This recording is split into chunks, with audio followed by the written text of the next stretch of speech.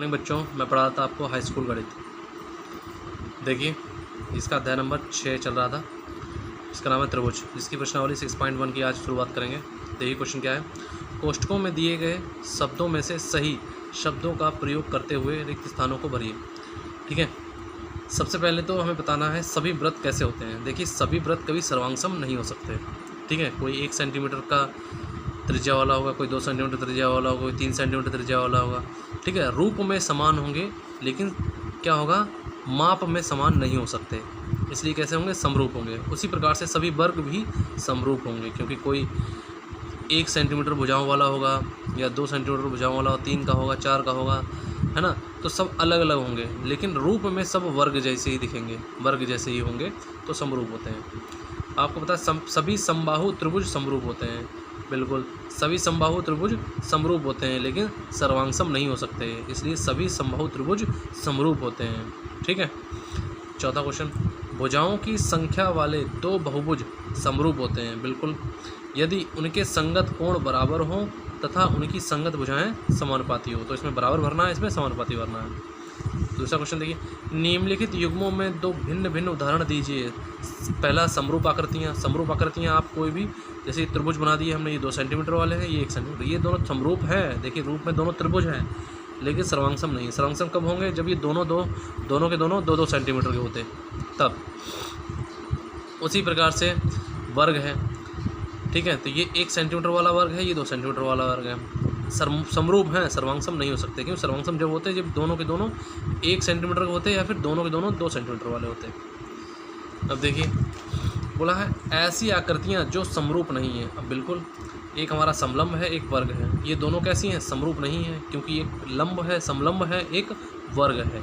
इसकी चारों भुजाएं क्या है, बराबर हैं, और इसकी चारों भुजाएं बराबर नहीं है। इसमें कोण भी नहीं है, भुजाओं के जो कोण है वो भी अलग हैं, इसके भी अलग हैं। उसी प्रकार से आप ये देख लीजिए, उसी प्रकार से आप ये देख लीजिए, ये त्रिभुज है और ये त्रिभुज है एक, और ये क्या है,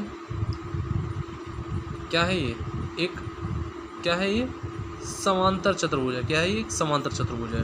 तो ये क्या है, दोनों आकृतियाँ समरूप नहीं हो सकती, क्योंकि त्रिभुज अलग दिखने में होता है और समांतर चतुर्भुज दिखने में अलग होता है। उसी प्रकार से आगे क्वेश्चन है, लिखा हुआ है बताइए कि निम्नलिखित चतुर्भुज समरूप हैं या नहीं।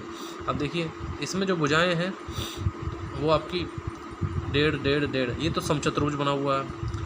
और यहाँ पे क्या है, ये क्या है, भुजाएं कैसी हैं, कैसी भुजाएं हैं, ये 3 है, 3 है, 3 है, 3। तो ये भी एक तरीके से समान है, भुजाएं चारों इसकी समान है, इसकी भी चारों समान है, लेकिन इसके कोण क्या है, 90 डिग्री के नहीं है।